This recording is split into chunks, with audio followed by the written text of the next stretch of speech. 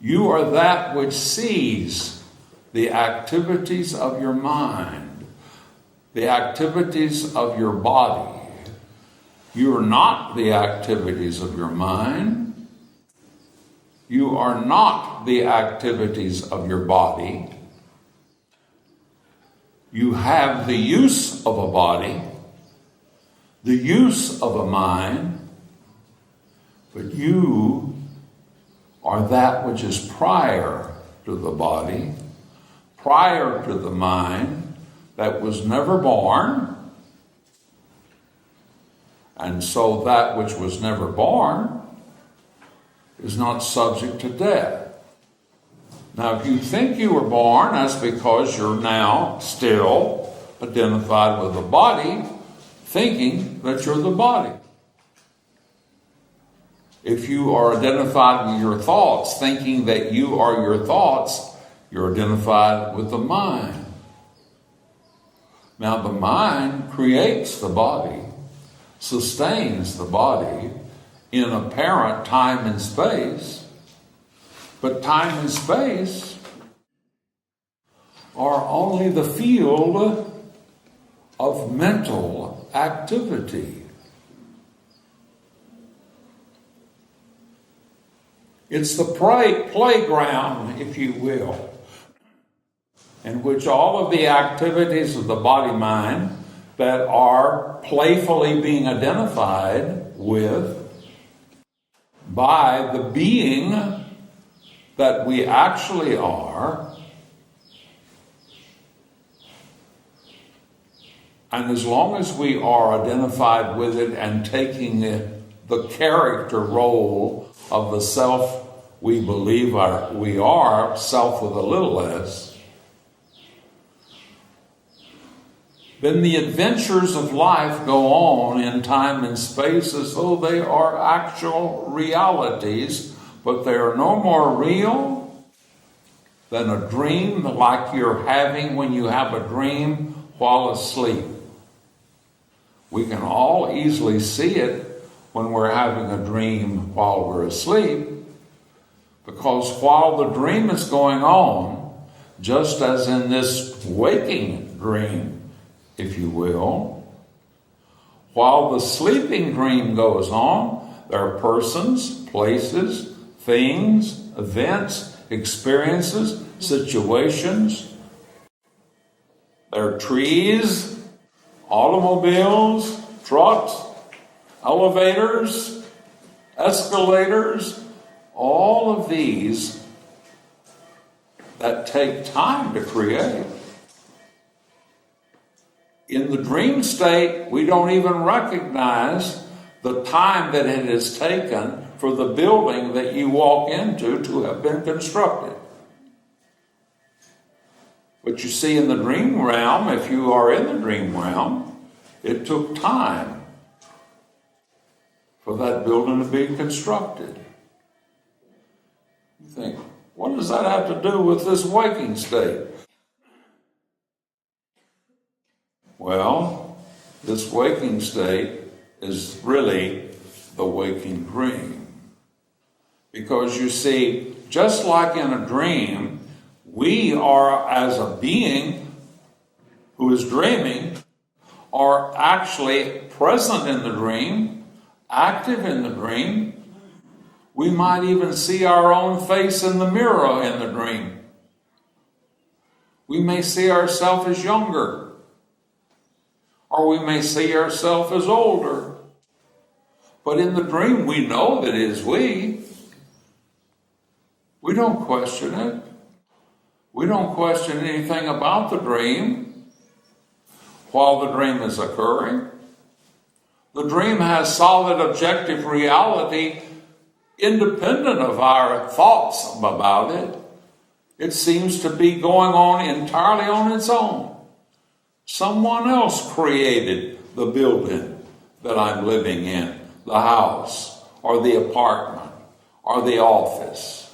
Someone else. I'm just working here, living here, functioning here, and we give no thought to it. It's going on outside of me, the one who is dreaming the dream. It seems, doesn't it? It all does, doesn't it? Yes. And then when we awaken from the dream, we were not going on in the dream, even though we were, apparently. The dream was going on in us. Well, wake up, you that sleepeth, as Jesus said, wake up, you that sleepeth, and arise from the dead. From the dead, that means from the body-mind identification, because that which we're identified as the body-mind is subject to death. But that which we are, in truth, is not subject to death, because we were never born as pure beings, as true beings.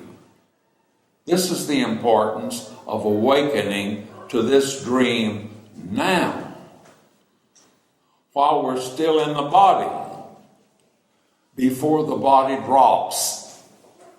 If we awaken to this dream now, while we're still in the body, before this body drops, we have completed the succession of tours in time and space, and now we're free to live in the infinite and eternal being of the one self that we all really are and have always been, even prior to the time that we got caught up in identifying with a body in time and space and living the adventures, so-called, of time and space, which is really the adventure of suffering.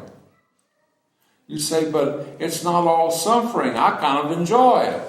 I kind of like it.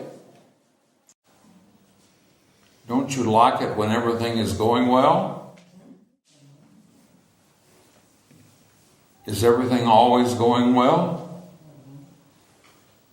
Are you certain that it's always going to be going well? Aren't there those moments in which it's not going well at all? Don't you know those that are near and dear to you and close to you in which it's not always going well? You're successful today and maybe have lost a great deal of your success tomorrow. We cannot depend upon the circumstances and situations that are occurring in time and space, and even then, we don't even recognize that the circumstances that are occurring in time and space are the results of the activities and actions we ourselves sent forth in what we call the past. Because you see, this instant, this moment, this very moment, the very breath we're breathing in this moment is the only reality. The past is only a memory. The future is only a vision. This instant and this moment is the only reality. But you see, it seems to be far more enjoyable, far more fun to stay in time in which I can remember the past, project into the future, plan for the future, do what I can to avoid what happened in the past, and hopefully be successful. That seems to be far more fun than just being in the instant, than just living in this moment.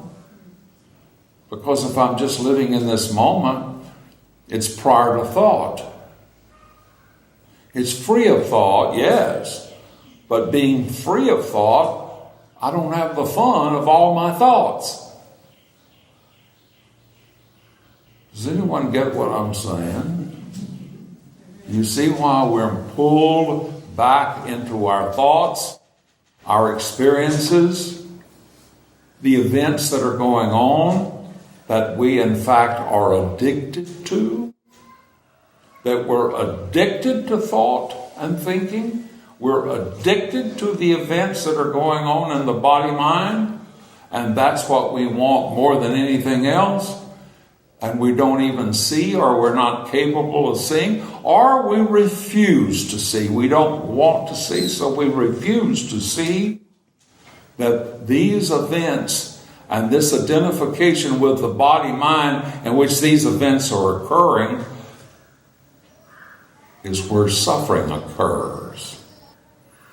And we are not free from suffering. We're only free momentarily of suffering. And even when we're free momentarily, the nature of the being that we are is on its way to more suffering. We have to pass down the hallway of life, so to speak, as though we are entities living in time and space. But the fact is, there is no such entity. It's God playing hide and go seek with himself, herself. We are the supreme when we awaken to this, and we can fall back into the true freedom, the true peace, the true joy that we actually are as expressions of the one supreme reality, God. In other words, God lives in us, as us. But this must be awakened to and realized. A belief is not enough.